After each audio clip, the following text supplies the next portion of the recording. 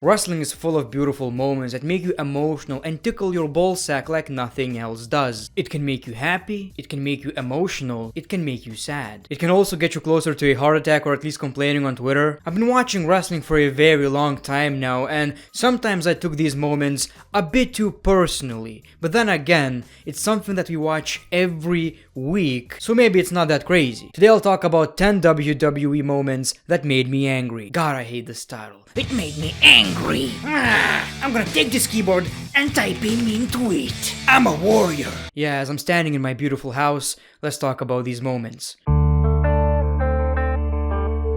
Starting with a big one, 2011, Christian wins his first World Heavyweight Championship. What a moment. I'm happy, you're happy, Christian's happy, Randy Orton is not. So we got Randy Orton versus Christian. Randy Orton takes the World Heavyweight Championship. In 5 days, in just short 5 days, Christian lost the World Heavyweight Championship. Randy Orton was my favorite wrestler at the time, but my ass licking stopped for a second, trust me. I was like 11 or 12 at the time, and I knew this ain't right. Now, thankfully, it actually kicked off a very interesting story, one of the best rivalries of all time in my opinion, my favorites at least. But back then, it really felt like WWE did Christian dirty. Later, Christian won the World Heavyweight Championship again, and Orton had shit in his entrance. Also this, which doesn't remind me of a snake, it reminds me of something else.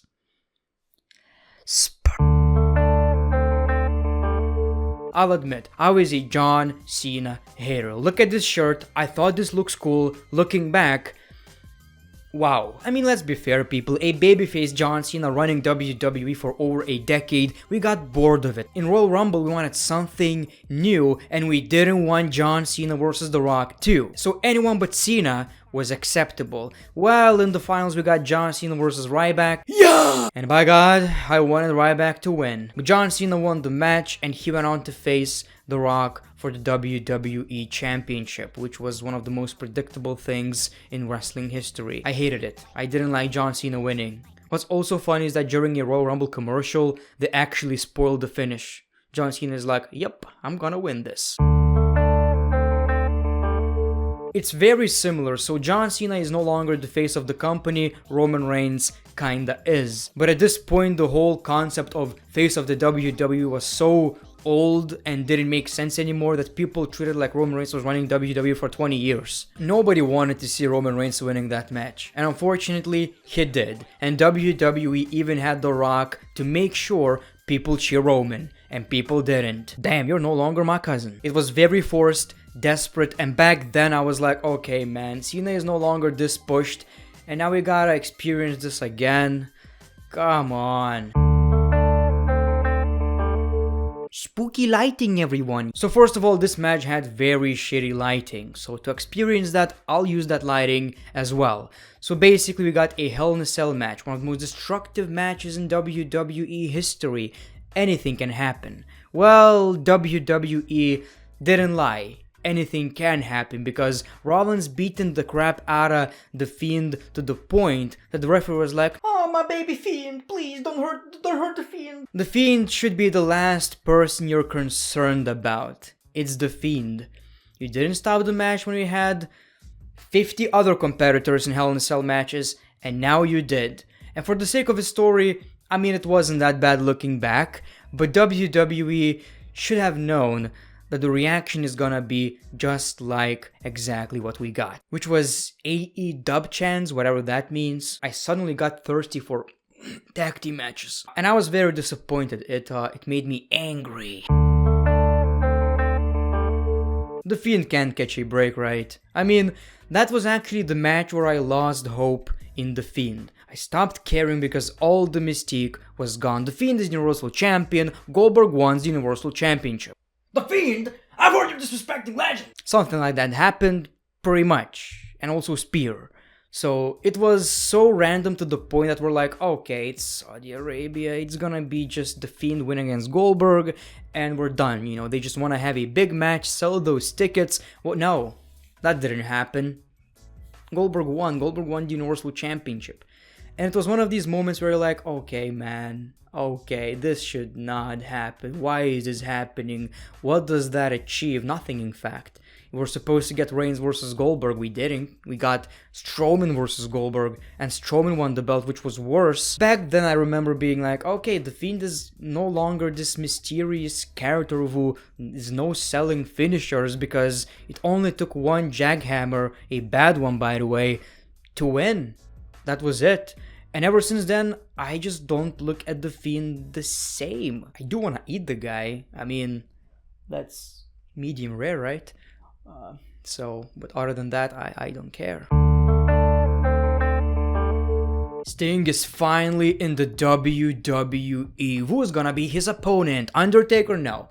It was Triple H. Well, okay, it's still Sting at WrestleMania, first match. The entrance got me confused. Triple H's entrance got me confused, but the match itself was actually pretty fine. I mean, we even got NWO versus D-Generation X. I wonder how X-Pac decided which faction to choose. All of this is pretty cool, man. A lot of nostalgia, a pretty decent match. Oh, nice. So Sting lost. Okay. And he doesn't care. Okay.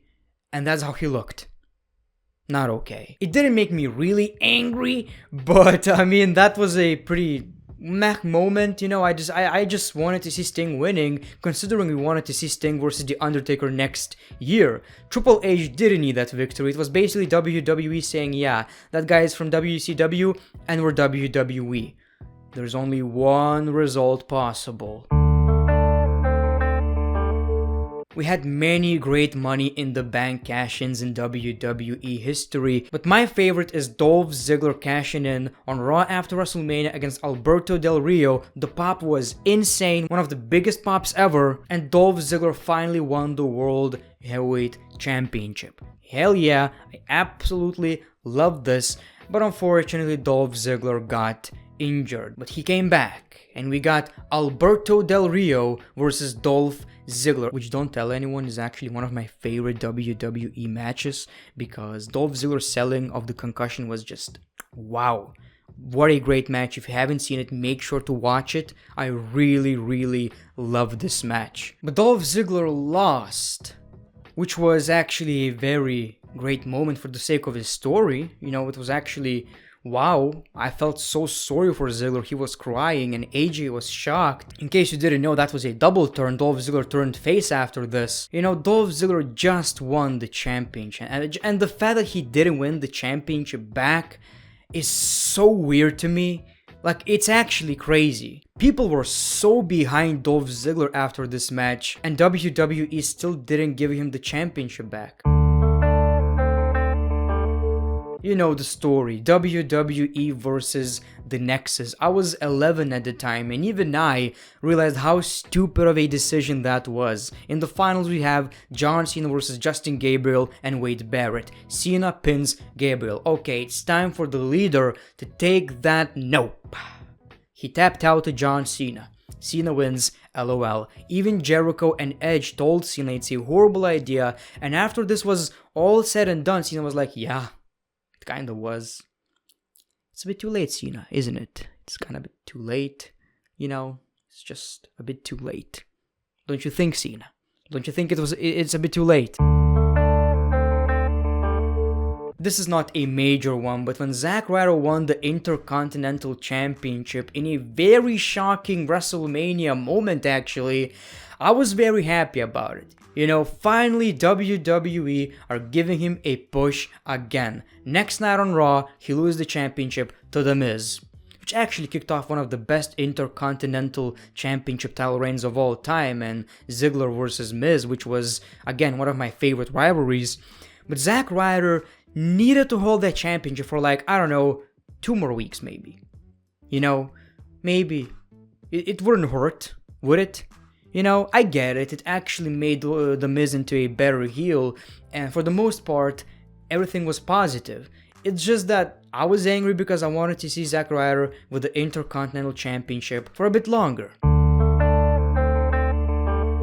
And finally, Kofi Kingston losing the WWE Championship. Kofi Kingston's WWE Championship journey is something special. Maybe the title reign wasn't anything crazy, but his victory and chasing the championship is one of the best recent WWE stories, right? So when it was announced that Kofi Kingston is going to face Brock Lesnar for the WWE Championship during the SmackDown's debut on Fox, it was kinda obvious that Kofi Kingston is losing. What wasn't obvious is that he's going to lose the match in 9 seconds. Match starts, F5, that's it. What's worse is that Kofi Kingston never got the rematch, he never tried to chase the championship, he just forgot about it. He just cared about Mama's pancakes. And Brock Lesnar, he moved to Raw.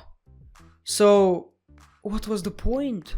Couldn't he win the Universal Championship? I don't know. Anyway, people, so these are some of the worst WWE moments in my opinion that made me angry. Let me know yours in the comments below. Thank you for watching this video, and you know what to do to acknowledge moi as your tribal forehead. Click that notification button, like button, and subscribe.